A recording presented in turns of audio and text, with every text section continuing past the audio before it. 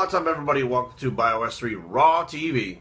Today we're going to piggyback off the video I made of, let's see, it was delayed something or other fat gain. Delayed reaction fat gain or something like that.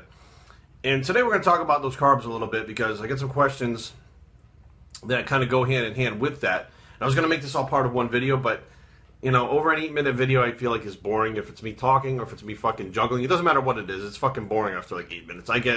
I have ADD and I can't fucking pay attention, so I just cut them off after 8. So, excuse me. Allergies are kicking in because of the fucking spring. So, we talked about how is a delayed reaction and fat gain. Now, why, when you're doing the carb loading towards a competition, you do that bro carb loading, why most times, and I'm saying probably 90% of the time, does it not work? Because it's also a delayed reaction in carbohydrates and carbohydrate loading and protein synthesis. All this stuff does not take place like half hour after you eat the food. A lot of times, you know, I hear people going, like, oh, I take in fucking carbs before my workout so I can have energy. You fucking numbnut. The carbs are still in your fucking body being digested. The carbs you're using for your fucking workout were eaten yesterday and the day before. The carbs are still sitting in your fucking intestines getting digested. It doesn't all of a sudden fucking pull all the carbs and protein and stuff out and all of a sudden they're readily available. Now, shakes have been theorized to get in the bloodstream faster because they're pre-digested. They don't have to go through the process of breakdown, extraction, stuff like that. Does that stuff hit the bloodstream faster? Well, studies say yes. So now that's a different type of thing. Also, people are always like, you know, like I take in all my carbs after my workout and blah, blah, blah, blah. You got to understand, you take in your carbs after your workout. They're not getting sucked into the muscle within a half hour. It takes time for these things to fucking digest. You know, that's why so many times they suggest that scientifically it would make sense to do a shake with whey protein and some kind of carbohydrate source like waxy maize or glycofuse or some kind of maltodextrin or dextrose, something like that, to get in the body faster, to get that quote-unquote window of opportunity, which I don't really believe exists, but it can be used if you're really skinny as fuck. I believe that it's probably a good thing to do to get that nutrients in right away. But if you're using foods, those foods that you're eating, because a lot of people use foods, you know, especially stuff that, you know, is considered not a healthy micro-based food. So some people call the clean foods will actually digest better and faster than something considered a not clean food. So let's take a McDonald's cheeseburger, for example. If you take a McDonald's cheeseburger compared to a organically grass-fed beef burger that you made yourself, and you put, you know, like free-range, grass-fed, organic fucking cheese on it, and you put, you know, it on a whole wheat fucking or a sprout grain bun, and you ate that compared to a McDonald's cheeseburger, it will actually digest differently than a McDonald's cheeseburger. Now, a cheeseburger is a cheeseburger, right? Not in the case of how it's digested, depending on how natural the foods are. Chemicals make it harder for your body to digest foods.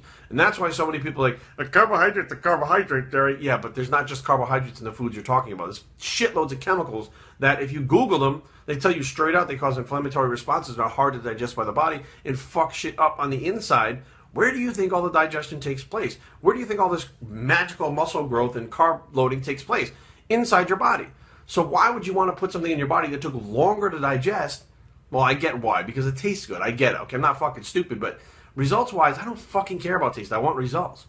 I knew a guy, and this is interesting because person-to-person metabolism is different. Now, here's where this video gets graphic. So, here's the warning. Graphic talk coming up. Got it. This is funny. So, me and a bunch of my buddies went to Hooters one day, and we're eating fucking wings. Now, what I'm saying is as you eat the food, it takes time to digest. Okay, it's not going to be through your system. So you're eating Hooters wings, you're probably going to shit fire the next day or maybe the day after, something like that. That's to let you know that that shit came out, okay? An individual we were with who was about, I mean, he was 6-something and fucking shredded. You know, he just was super, super lean his whole life. Didn't work out or anything. It's just the way he was. Excuse me, gas. As he's eating the wings, he's like, oh, I got to go take a shit. Like, that's fucking weird, dude. We're all hanging out, drinking beer, and fucking eating wings. Well, fuck it, whatever. So he goes to take a shit, and I didn't notice that he hadn't come back, and I go to take a piss. And he's in the bathroom, and I walk in there, and I'm like, what the fuck is that smell? So I see his big-ass floppy feet under the fucking thing, and I'm like, oh, are you still in there? And he's like, yeah. I'm like, what the fuck is that? What are you shitting out? And he's like, the wings. I'm like, there's no fucking way. It smelled like shit combined with wings. Now, the fact that we're in Hooters, you could say, well, you know, you're in Hooters, so you're smelling the wings. No, it was shit combined with the smell of wings. Somehow, this fucking guy, while he was eating, was processing this fucking food within like an hour. It was shitting out the fucking wings in the bathroom. Now, I wouldn't have believed it if I didn't walk in there with myself and take a piss and realize, what the fuck? Like, that's retarded. That's not normal at all.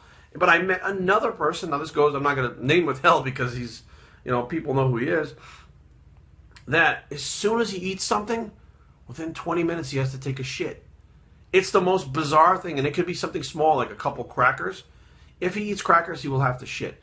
Like, so every meal he eats, he has to shit after it. His metabolism is so fast, and he stays at probably 8% body fat year-round without fucking training or anything. That's how fast his metabolism is. Now, some would say, Jerry, it's impossible. I've seen a lot of fucking impossible things over the years. Give me a fucking break. I understand that, you know, there could be other things that cause this.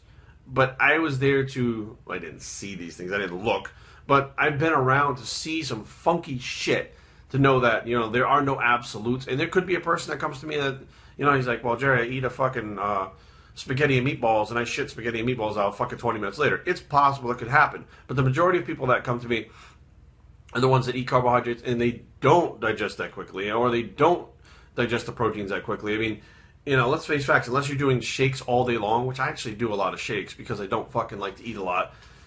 Unless you're doing shakes all day long, you're taking some time to digest that food. And it takes days. So something you ate Tuesday can be fueling your workout on Thursday and Friday.